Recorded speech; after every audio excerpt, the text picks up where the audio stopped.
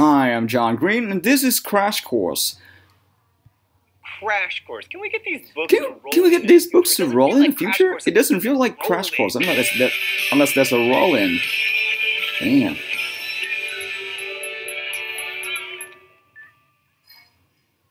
Today, before we begin our mini-series on reading and writing in English, we are going to discuss how to read and why. So if you watched our series on damn, it's so fast. Read it are so-called markers of civilization. Markers of civilization. I mean, now that's really... Great stories can have great lives in the... Great stories can have great lives in the oral tradition, like... Oral tradition, like one of my favorite One of my favorite books, Mules and Man. It's Mules and Men by Zora Neale Hurston was a collection of folklore that lived in oral tradition until Zora Neale Hurston wrote it down. My favorite books, The Odyssey. But we privilege reading and writing because they allowed us to communicate directly and transparently with people who live very far away from us, and they also allowed us to kind of hear the voices of the dead. I mean, I don't want to get all liberal artsy on you, but I want to make it this. But I want to make this clear for me. But I want to make this. But I want to make this clear. But I want to make this clear for me. Stories are about Stories are communication. Stories are about communication.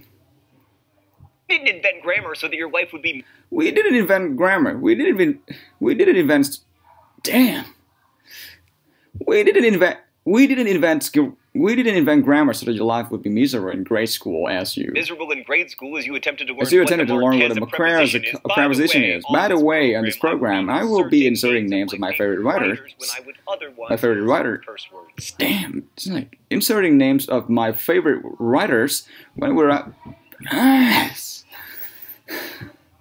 We invented grammar. We invented grammar because it's without like to fly through a cloud.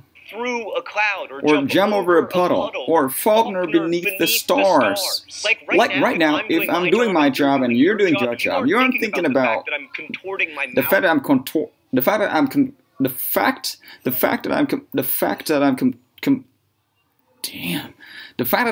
The fact that I'm contorting my mouth.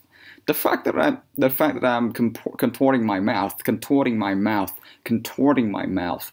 The fact that I'm contorting my mouth. The fact that I'm contorting my mouth.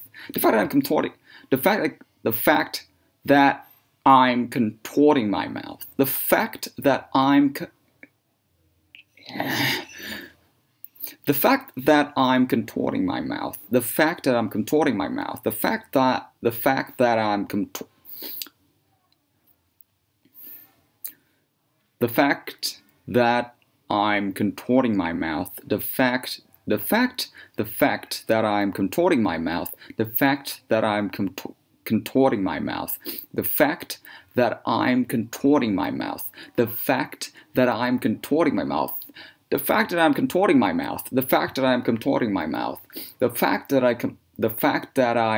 that I'm contorting my mouth. The fact that I'm contorting my mouth. The fact that I'm contorting my mouth. The fact that I'm contorting my mouth. The fact that I'm contorting my mouth. The fact that I'm contorting my mouth. The fact that I'm contorting my mouth. Contorting my mouth. The fact that I'm contorting my mouth and tongue over vocal cords to create sounds. And tongue and vocal cords to create sounds. That then exist as ideas in your brain. It's just happening. But if a language gets confusing, if I pause or français or incorrect word or the use as... Then I erect a barrier between you and me. You and I, you and me. Writing is an outgrowth of writing, at least. To use language to communicate complex ideas and experiences between people. And that's true whether you're reading Shakespeare or bad vampire fiction. Reading is always an act of empathy. So when Shakespeare uses or Salinger uses a red hunting cap, they aren't doing this so that your English teachers will have something to torture you with.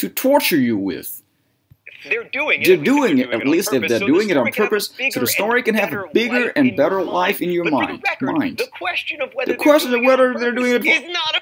The question of whether they're doing it. The question of whether they're doing it on purpose is not a very interesting question. The question of whether they're doing it on purpose. The question of whether they are doing it. The question of whether they're doing it on purpose. The question of whether they're doing it. The question of whether they're doing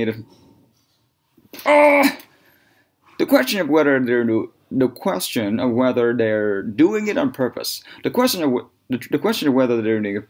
The question of whether they're doing it on purpose is not a very interesting question. Okay. So that's how you train your voice.